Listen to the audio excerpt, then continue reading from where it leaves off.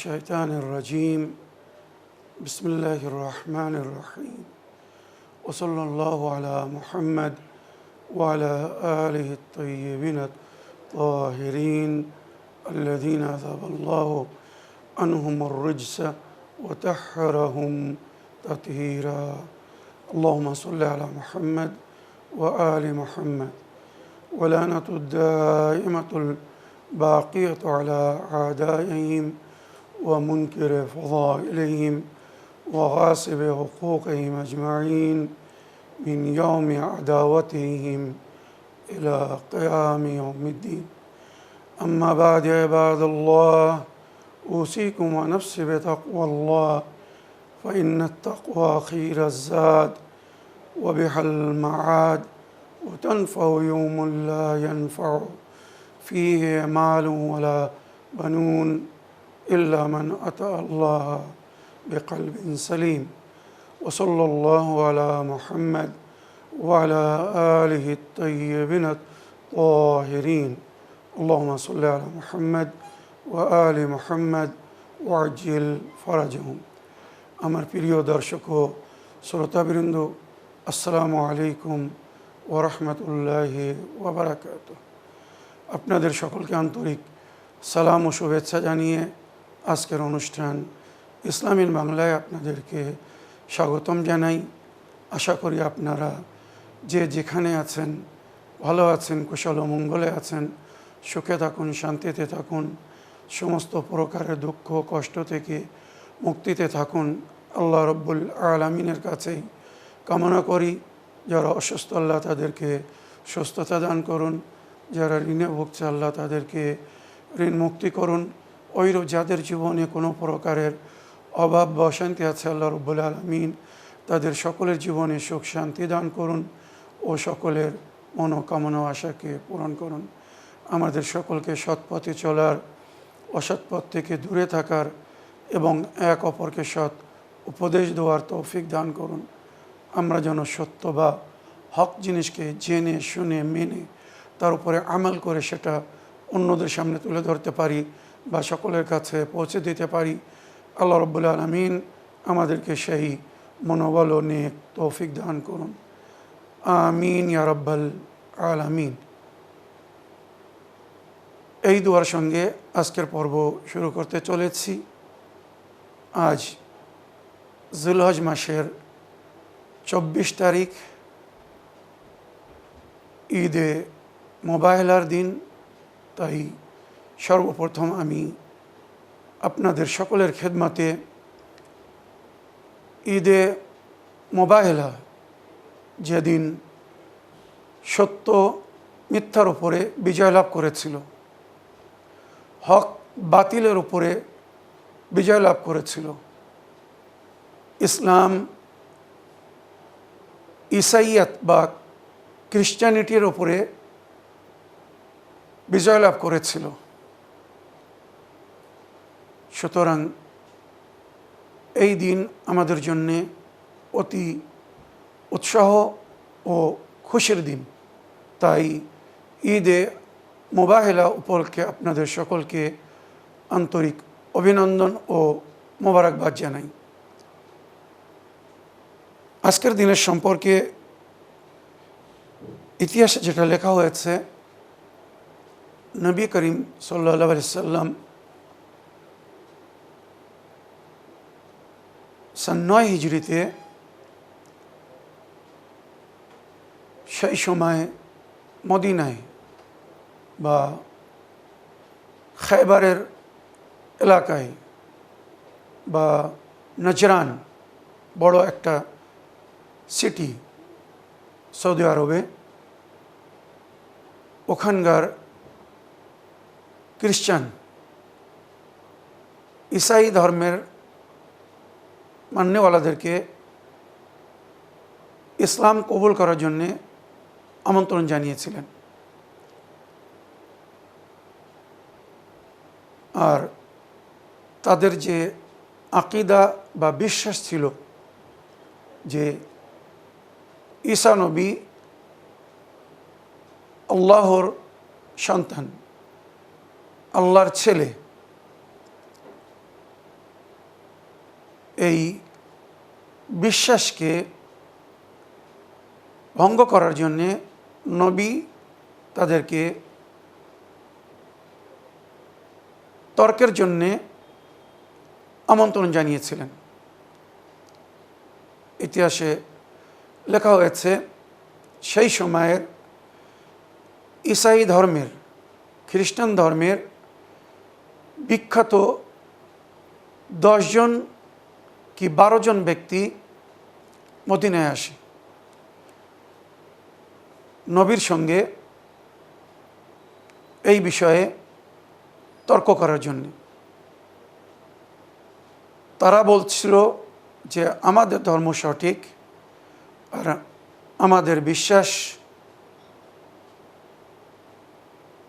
আকীদা ঠিক, এর মধ্যে কোনো ভুল নেই। নবী করিম সাল্লাল্লাহু আলাইহি সাল্লাম সূরা তাওহীদ পড়ে তাদেরকে শোনালেন, বিসমিল্লাহির রহমানির রহিম, কুল হুয়াল্লাহু আহাদ আল্লাহুস সামাদ লাম ইয়ালিদ ওয়ালাম ইউলাদ ওয়ালাম ইয়াকুল লাহু কুফুয়ান আহাদ। আমার নবী, আপনি বলে দিন আল্লাহ এক, অদ্বিতীয়। কেননা কুফার ও মুশরিকিন একের অধিক এলাহকে, মাবুদকে মানত বা উপাসনা করত। তাই আল্লাহ নিজের নবীকে বলছেন, কুল হুয়াল্লাহু আহাদ আল্লাহুস সামাদ, আল্লাহ বেনিয়াজ, কারোর প্রয়োজন নেই। তোমরা যদি আল্লাহকে মানো তো আল্লাহ বড় হয়ে যাবে না, আর যদি আল্লাহকে তোমরা না মানো তো আল্লাহ ছোট হয়ে যাবে না। আল্লাহর বান্দারা যদি আল্লাহকে না মানে আল্লাহর কিছু যায় আসে না। আল্লাহ তোমাদের থেকে বেনিয়াজ, মানে এমন না যে তোমাদের না হলে আল্লাহর চলবে না। তোমরা যদি আল্লাহকে না মানো তো আল্লাহ থাকবে না। তোমরা যদি আল্লাহর উপাসনা না করো তো সে সম্মান পাবে না, এমন কিচ্ছু না। কুল হুয়াল্লাহু আহাদ আল্লাহুস সামাদ। এবারে খ্রিস্টানদের জন্যে নবী বললেন, আল্লাহ বলছেন লাম ইয়ালিদ ওয়ালাম ইউলাদ, না আল্লাহ কাউকে জন্ম দিয়েছে না আল্লাহকে কেউ জন্ম দিয়েছে।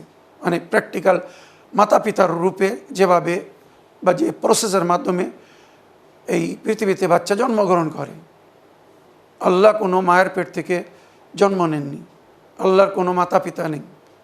ওইরূপ আল্লাহ কারোর পিতা না, আল্লাহর কোনো স্ত্রী নেই। ওয়ালাম ইয়াকুন লাহু কুফুয়ান আহাদ, কুফু মানে সমতুল্য, জোড়ি, যোগ্য।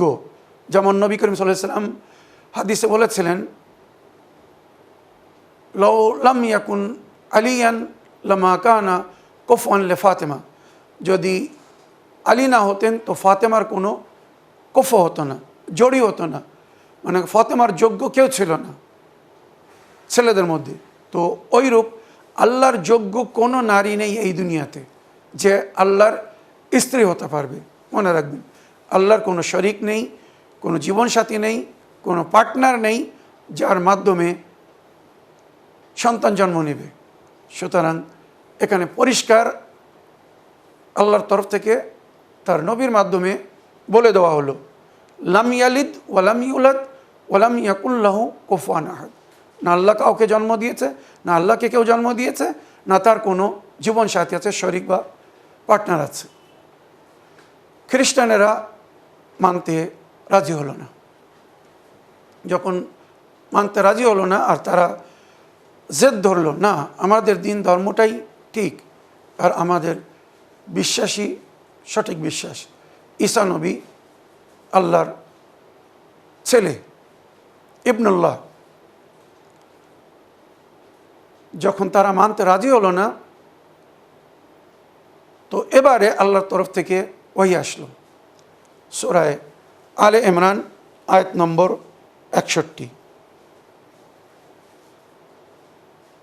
ফামান হাজ্জাকা ফিহি মিন বাদি মা জাআকা মিনাল ইলম, আপনার কাছে ইলম শিক্ষা বা জ্ঞান আসার পরে যদি কেউ আপনার সঙ্গে হুজ্জতি করে, আপনার সঙ্গে তর্ক করে, মুনাজারা করে, তো আপনি বলে দিন, তাআলাউ নাদু আবনানা ওয়া আবনাআকুম ওয়া নিসাআনা ওয়া নিসাআকুম ওয়া আনফুসানা ওয়া আনফুসাকুম সুম্মা নাবতাহিল ফানাজআল লানাতাল্লাহি আলাল কাযিবিন। যদি আমার সঠিক কথা তোমরা মানতে রাজি না হও, এরপরেও যদি তোমরা এ বিষয়ে হুজ্জত করতে চাও, মুনাজারা করতে চাও, তো এসো আমরা মোবাহেলা করি। মোবাহেলা মানে এক অপরের বিরুদ্ধে আল্লাহর কাছে নালিশ করা, বিচার বা সিদ্ধান্ত আল্লাহর হাতে ছেড়ে দেওয়া। যে ভুলের ওপরে হবে আল্লাহই তাকে সাজা দিবে। সুতরাং নবী বললেন বা আল্লাহ এইভাবে নবীকে বলতে বললেন, তাআলাউ নাদু আবনাআনা ওয়া আবনাআকুম, আমি আমার ছেলেদেরকে নিয়ে আসছি, তোমরা তোমাদের ছেলেদেরকে নিয়ে আসো। আবনাআনা ওয়া আবনাআকুম, নিসাআনা ওয়া নিসাআকুম, নিসা বহুবচন, আমি আমাদের নারীদেরকে নিয়ে আসছি, তোমরা তোমাদের নারীদেরকে নিয়ে আসো। পরিষ্কার। আনফুসানা ও আনফুসাকুম, আমি আমার মতো যাদেরকে আমি মনে করি আমি তাদেরকে নিয়ে আসছি। নফসুশায় মানে সেম আমার মতো। আরবি ভাষা যারা জানে তাদেরকে জিজ্ঞাসা করে দেখুন নফসুশায় কোথায় ব্যবহার হয়, বা নফস মানে অস্তিত্ব, উজুদ, জীবন। তো নবী বলছেন আনফুসানা ওয়া আনফুসাকুম, আমি আমার নফসকে নিয়ে আসছি, যে আমার মতো আমি তাকে বা তাদেরকে নিয়ে আসছি, তোমরা যাদেরকে তোমাদের মতো জ্ঞানী গুণী শিক্ষিত মনে করো তাদেরকে নিয়ে এসো। সুম্মা নাবতাহিল, আমরা এক জায়গায় জমা হয়ে মোবাইলা করব। সুম্মা নাবতাহিল ওয়া নাজআল লানাতাল্লাহি আলাল কাযিবিন, আর আল্লাহর অভিশাপ বা আল্লাহর লানাত হবে তাদের উপরে যারা মিথ্যাবাদী হবে। পরিষ্কার। আমি যেটা বলছি, আমার দিন, ধর্ম, আমার মাযহাব বা আমার কথা, আমার তালিম, আমার শিক্ষা যেগুলো আমি তোমাদেরকে দিচ্ছি, যদি এটা সঠিক না হয়, ভুল হয় বা মিথ্যা হয়, আল্লাহ আমাকে সাজা দেবে। আর যদি তোমরা ভুল হও, তোমাদের দাওয়া যদি ভুল হয়, তোমরা যেটা বলছো সেটা যদি সঠিক না হয়, যদি তোমরা মিথ্যাবাদী হও, তো আল্লাহ তোমাদেরকে সাজা দেবে। লানাতুল্লাহি আলাল কাযিবিন। তারা মেনে নিল, ঠিক আছে, আগামী দিন আমরা আসছি, আপনিও আসেন। রওয়ায়াত বলছে এই সিদ্ধান্তের পরে তারা চলে গেল। নবী ওখান থেকে বাসায় আসলেন, নিজের স্ত্রী উম্মে সালমার বাসায়। এবার এখানে রওয়ায়াত হচ্ছে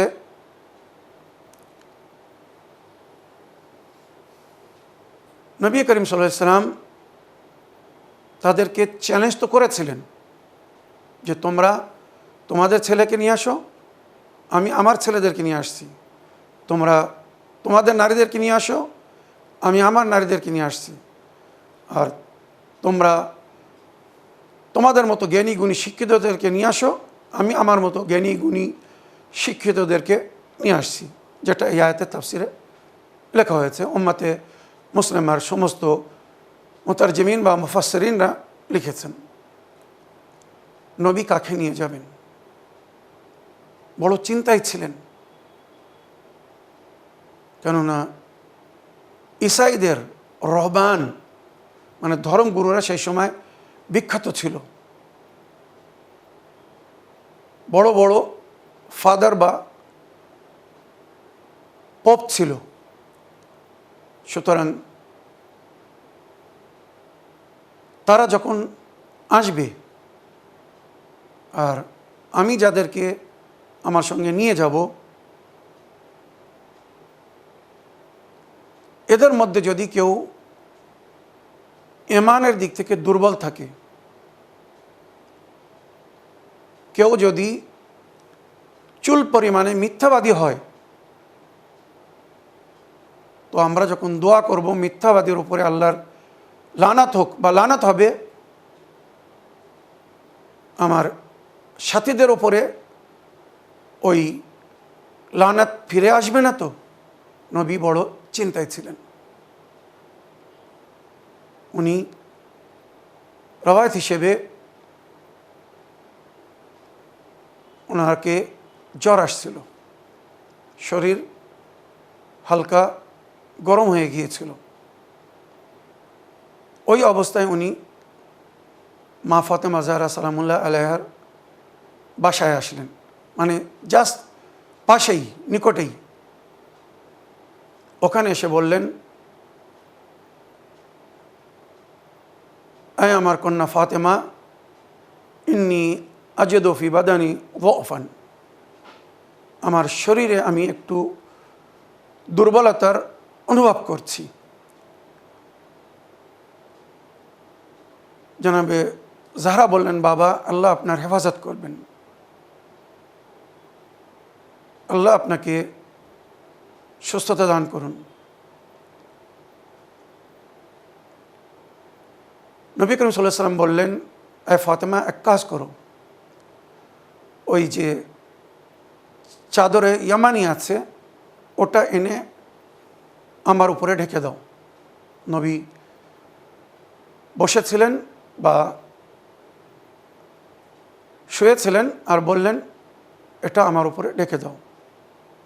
জনাবে জাহরা পিতার হুকুম অনুযায়ী চাদরে ইয়ামানি এনে, যাকে পরে চাদরে কেসা নাম দেওয়া হয়েছিল, কেসা মানে চাদর, তো ঢেকে দিলেন।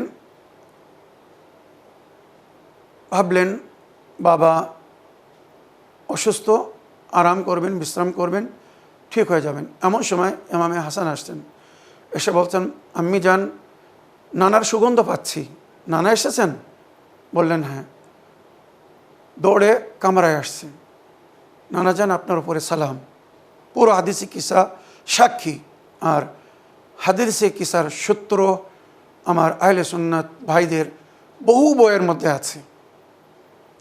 অথেন্টিক রওয়ায়াত বা সঠিক হাদিস। ইমামে হাসান আলাইহিস সালাম অনুমতি নিয়ে ওই চাদরে প্রবেশ করলেন। কিছুক্ষণ পরে ইমামে হোসাইন আসলেন, উনিও আম্মি জানকে সালাম করে বললেন, নানার সুগন্ধ পাচ্ছি, নানা এসেছেন নাকি? বললেন হ্যাঁ। উনিও অনুমতি নিয়ে ভেতরে এসে চাদরের ভেতরে প্রবেশ করলেন। আমি কিন্তু খুব সারাংশ বলছি, সংক্ষিপ্তে বলছি। তারপরে মাওলা আলী আলাইহিস সালাম বাড়ির বাইরে ছিলেন, উনি ফিরে আসলেন। নবী করিম সাল্লাল্লাহু আলাইহি ওয়াসাল্লামের শরীরের একটি সুন্দর সুগন্ধ ছিল, যে পথ দিয়ে যেতেন নবী যাওয়ার পরেও লোক বুঝতে পারতো এই পথ দিয়ে নবী গিয়েছেন, এত সুগন্ধ। সুতরাং মাওলা আলী যখন ঘরের দরজায় আসলেন, সঙ্গে সঙ্গে একটি সুগন্ধ আসছে। নবী করিম সাল্লাল্লাহু আলাইহি ওয়াসাল্লামের শরীর থেকে যে সুগন্ধ বের হতো, উনি বললেন, আয় ফাতেমা, প্রিয় নবী কি আমার বাসায় এসেছেন? বললেন আবুল হাসান, হ্যাঁ। উনি আপনার বাচ্চাদের সঙ্গে চাদরের নিচে বিশ্রাম করছেন।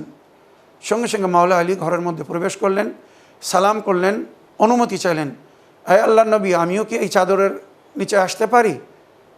এসে গেলেন। এবারে মা ফাতেমা জাহরা একা বাইরে ছিলেন। যখন মাওলা আলীও ওই চাদরের নিচে এসে গেছেন, এবারে বিবি জাহরা নিচে আসছেন, এসে বলছেন, বাবাজান, যখন সবাই আপনার আশেপাশে জমা হয়েছেন, তো আমিও কি আসতে পারি? আমাকে কি অনুমতি দিচ্ছেন? আমিও এই চাদরের নিচে আসতে পারি? সঙ্গে সঙ্গে নবী করিম সাল্লাল্লাহু আলাইহি ওয়াসাল্লাম অনুমতি দিলেন। অবশ্যই বিবি ফাতেমা জাহরা চাদরের মধ্যে প্রবেশ করলেন। যেই চাদরের মধ্যে প্রবেশ করলেন, নবী করিম সাল্লাল্লাহু আলাইহি ওয়াসাল্লাম ওই চাদরের কোনা ধরে এবারে আল্লাহর কাছে দোয়া করছেন, আল্লাহুম্মা ইন্না হাউলাই আহলু বাইতি, হে আমার প্রতিপালক, এই হচ্ছে আমার আহলুল বাইত, আল্লাহুম্মা ইন্না হাউলায়ে আহলু বাইতি, যারা জানে না যে আহলে বাইত কাদেরকে বলা হয়েছে, কারা, তারা ভালো করে শুনে নিক। এক ভাইয়ের প্রশ্নের উত্তরে আমি সূত্র সমেত বলবো। আজকের এপিসোডে যদি সময় নাও হয়, আগের এপিসোডে আমি বলবো এই আহলে বাইত নবী কাদেরকে বলেছিলেন। উম্মাতে মুসলিমার মধ্যে একটা বড় ভুল ধারণা আছে, তারা আহলে বাইত বলতে নবীর স্ত্রীদেরকে মানে। মনে রাখবেন, যদি আহলে বাইতের মধ্যে নবীর স্ত্রীরা থাকতেন তো এই মোবাহেলায় নারীদের জায়গায় নবী নিজের স্ত্রীদের নিয়ে যেতেন। এই পঞ্জতনে পাক নবী, মাওলা আলী, জনাবে ফাতেমা জাহরা, ইমামে হাসান হোসাইন এছাড়া যদি কেউ আহলে বায়ত হতো ওই সময়, ওই পরিস্থিতিতে, ওই অবস্থায়, ওই চাদরের নিচে, ওই মদিনায়, নবী তাদেরকে নিজের সঙ্গে মোবাহেলার জন্য নিয়ে যেতেন। সুতরাং যখন জমা হলেন তো নবী বললেন, আল্লাহুম্মা ইন্না হাউলায়ে আহলু বাইতি ওয়া খাসসাতি, এরাই আমার বিশেষ আপন, ওয়া হাম্মাতি, আমার রক্ষক, আমার দ্বীন ও শরীয়তের রক্ষকেরাই, লাহমুম লাহমি ওয়া দামুম দামি, এদের মাংস আমার মাংস, এদের রক্ত আমার রক্ত, ইউলিমুনি মা ইউলিমুহুম ওয়া ইয়াহদুনুনি মা ইয়াহদুনুহুম, যারা এদেরকে কষ্ট দিবে আমাকে কষ্ট দিবে, যারা এদেরকে দুঃখ দিবে আমাকে দুঃখ দিবে। এইভাবে নবী করিম সাল্লাল্লাহু আলাইহি ওয়াসাল্লাম বিস্তারিত দোয়া করেছিলেন।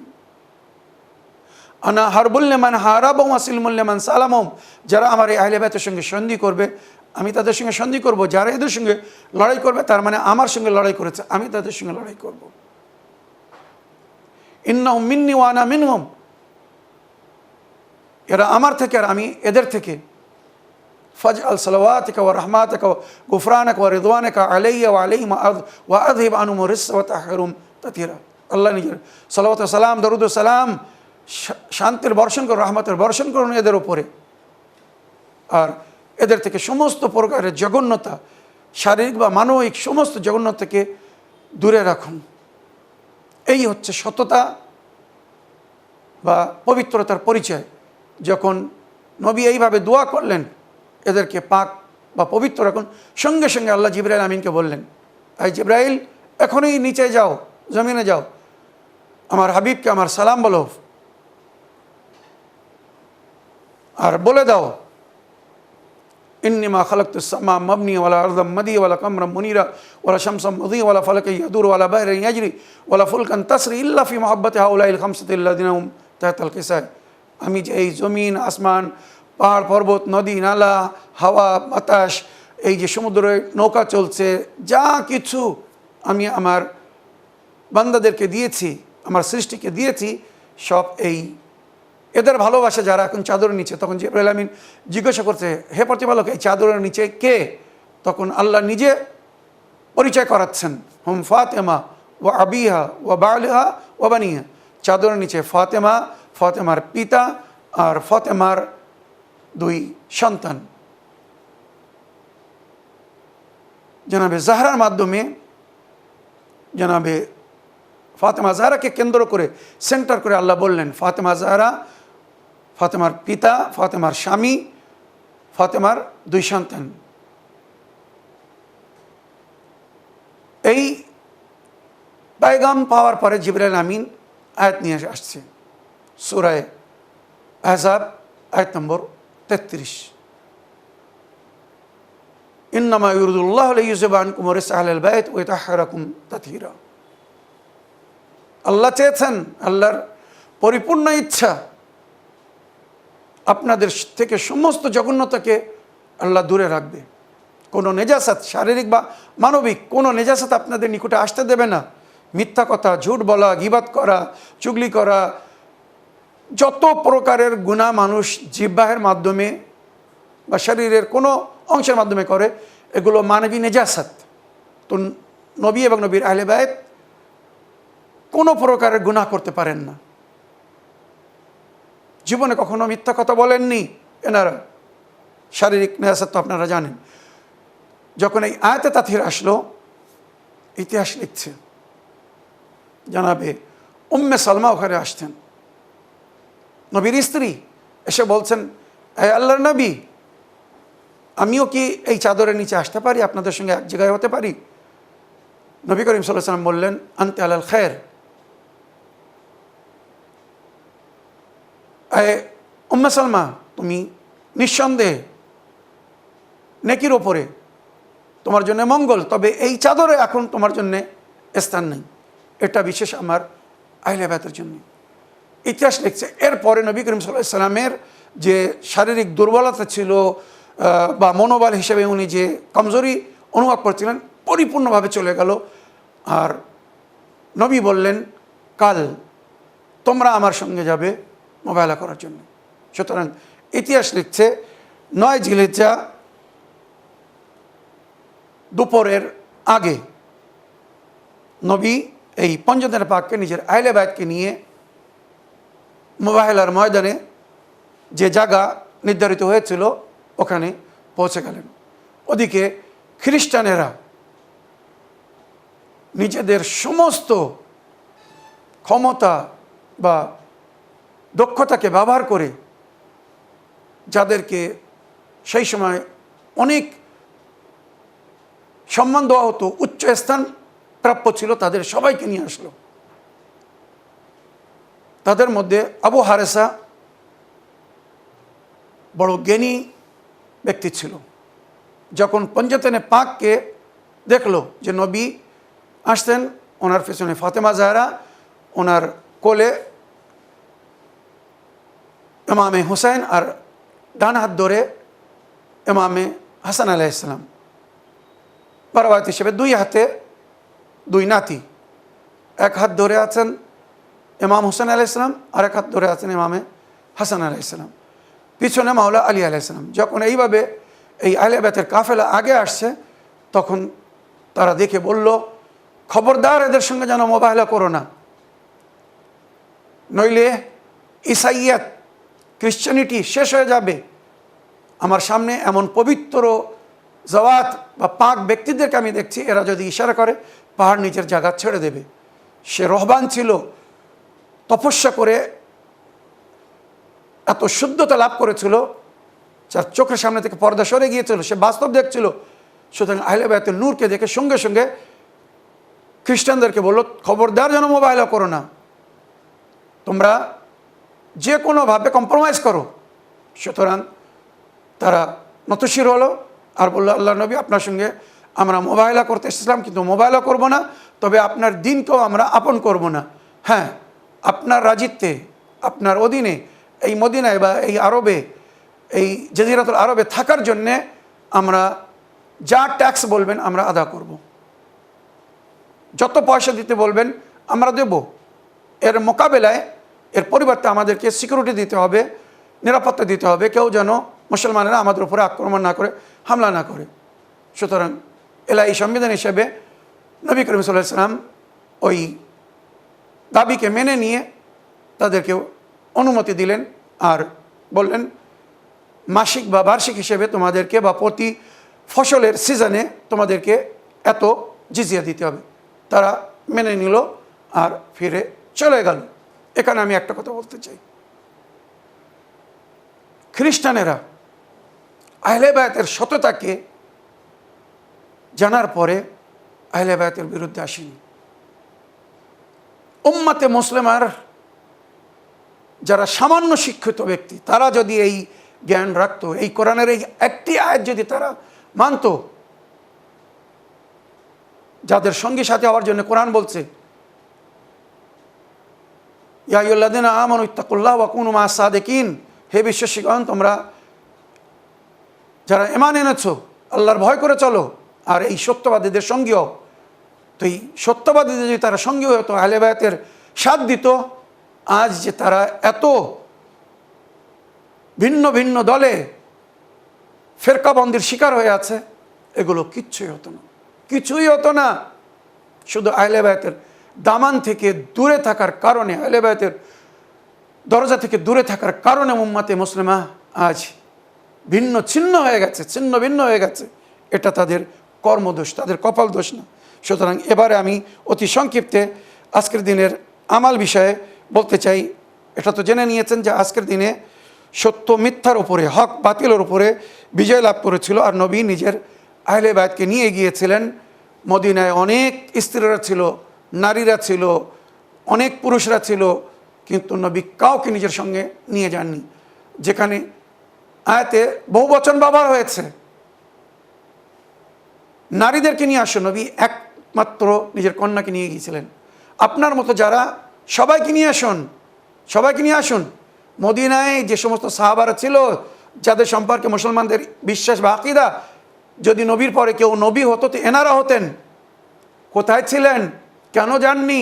কেন নবী তাদেরকে নিয়ে যাননি এই মোবাইলের ময়দানে? যদি তারা নবীর মতো হয়ে থাকতো, কেন শুধু মাওলা আলীকে নিয়ে গিয়েছিলেন? সমস্ত উম্মতে মুসলিমা এ বিষয়ে ঐক্যবদ্ধ, মাওলা আলী ছাড়া আর কাউকে নিয়ে যাননি।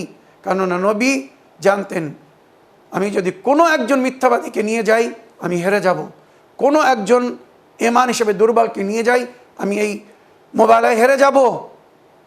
যারা এক বড় পিরিয়ড কুফরের অন্তর্ভুক্ত ছিল, নবী তাদেরকে নিয়ে যেতে পারতেন না। মাওলা আলী নিজের জীবনে কখনো বুতের সামনে নতশির হননি, তাই মাওলা আলীকে আলী কাররামাল্লাহু ওয়াজহু বলা হয়। এবারে আজকের দিনের আমালের মধ্যে 2 রাকাত নামাজ, মনে রাখবেন আজকের দিনে 2 রাকাত নামাজ পড়বেন। যেমন ঈদে গাদিরের নামাজ, ওইরূপ আজকের দিনেও সেম 2 রাকাত নামাজ আছে। নিয়ত হবে আমি ঈদে মোবাইলার 2 রাকাত নামাজ পড়িতেছি কুরবাতান ইলাল্লাহ। উভয় রেখাতে একবার সূরা আলম, একবার আয়াতুল কুরসি, 10 বার সূরা কদর ইন্না আনজালনা, আর 10 বার সূরা কুল হুয়াল্লাহু আহাদ। এরপরে দ্বিতীয় রেখাতে কুনুত পড়ে রুকু সেজদা করে তারপরে তাশাহুদ সালাম পড়ে নামাজকে শেষ করতে হবে। আর নামাজের পরে সেজদায় শুকর করতে হবে আর আল্লাহর কাছে দোয়া করতে হবে, আল্লাহ ইহকাল ও পরকালে আমাকে সত্যবাদীদের সঙ্গী করো, সঙ্গে রেখো। আহলে বায়াতের দামান যেন আমি ধরে থাকি, আহলে বায়াতের মহব্বত যেন আমার অন্তরে স্থান পায়। তবে দোয়া করার আগে ভালো করে ভেবে নেবেন, নাজিস বা নাপাক বা হারাম যদি কেউ খায়, তার অন্তরে কিন্তু আহলে বায়াতের ভালোবাসা স্থান পায় না। যারা আহলে বায়াতের মায়া মহব্বত ভালোবাসা থেকে দূরে, তারা নিজেরা ভেবে নেক যে তাদের অন্তর যদি পাক পবিত্র হতো, তাদের অন্তর আহলে বায়াতের ভালোবাসা আসতো। কিন্তু আহলে বায়াতের ভালোবাসা না আসার কারণ হচ্ছে এটা আল্লাহর ওয়াদা। আল্লাহ আহলে বায়াতকে বলেছিলেন, কোনো অপবিত্র অন্তরে আপনাদেরকে আমি যেতে দেবো না। কোনো অপবিত্র অন্তরে আল্লাহ আহলে বায়াতের মহব্বত দান করেন না। সুতরাং এই দিনের আরও অনেক ফজিলতের জিকির হয়েছে। 2 রাকাত নামাজ পড়ার পরে আমাদেরকে সাদকা দিতে বলা হয়েছে, দান খয়রাত করতে বলা হয়েছে। আজকের দিনের গোসলও আছে, রোজাও আছে। ঈদে মোবাইলে নিয়াতে গোসল করবেন, কেউ যদি রোজা রাখতে পারে রোজা রাখবেন। আর এই নামাজ পড়ার পরে যেমন বললাম, মুফাতুল জানানে বা সমস্ত দুয়ার অ্যাপের মধ্যে, বইয়ের মধ্যে বিশেষ একটি দোয়া আছে। সময়ের অভাবে আমি ওই দোয়াটা পড়তে পারছি না। ওই দোয়াটা অবশ্যই পড়বেন, কেননা ওই দোয়ার মধ্যে অনেক শিক্ষা লুকিত আছে। যদি আহলে বায়াতের কেউ সঙ্গী বা সাথী হতে চায়, তাকে কেমন হতে হবে ওই দোয়ার মধ্যে জিকির হয়ে আছে। সুতরাং আল্লাহর কাছে দোয়া করবো, আল্লাহ যেন এহকাল ও পরকালে আমাদেরকে আহলে বায়াতের সঙ্গী বা সাথী করেন। আমরা যেন আহলে বায়াতের ভালোবাসার সঙ্গে এই দুনিয়া থেকে যেতে পারি, যার সম্পর্কে নবী বলেছেন, মান মাতা আলা হুব্বে আলে মুহাম্মদ মাতা শহীদা। যে আহলে বায়াতের মায়ায় মহব্বতে মরবে সে শহীদ মরবে, আর শহীদ বিনা হিসাবে জান্নাতে যাবে। আরও অনেক রওয়ায়াত এই বিষয়ে উল্লেখ হয়েছে। ইনশাআল্লাহ আল্লাহ যদি তৌফিক দান করে তো আরও কখনও আহলে বায়াতের মায়া মহব্বত বা ভালোবাসার কি কি ফজিলত বা কোথায় কোথায় এই আহলে বায়াতের ভালোবাসা আমাদের কাজে আসবে উল্লেখ করব। আর আজকের দিনের বিশেষ আরও একটা আমার আছে, সেটা হচ্ছে জিয়ারতে জামিয়া। জিয়ারতে জামিয়া কাবিরা যদি কেউ পড়তে পারেন পড়বেন, যদি জিয়ারতে জামিয়া কাবিরা না পড়তে পারেন জিয়ারতে জামিয়া সগিরা পড়বেন। মনে রাখবেন, ঈদে মোবাইলে নামাজ পড়ার পরে সাদকা দিবেন, তারপরে জিয়ারতে জামিয়া সগিরা পড়বেন, তারপরে আল্লাহর কাছে দোয়া করবেন ইনশাআল্লাহ। ওয়া আখিরু দাওয়ানা আলহামদুলিল্লাহি রাব্বিল আলামিন। ওয়াসসালামু আলাইকুম ওয়া রাহমাতুল্লাহি ওয়া বারাকাতুহু।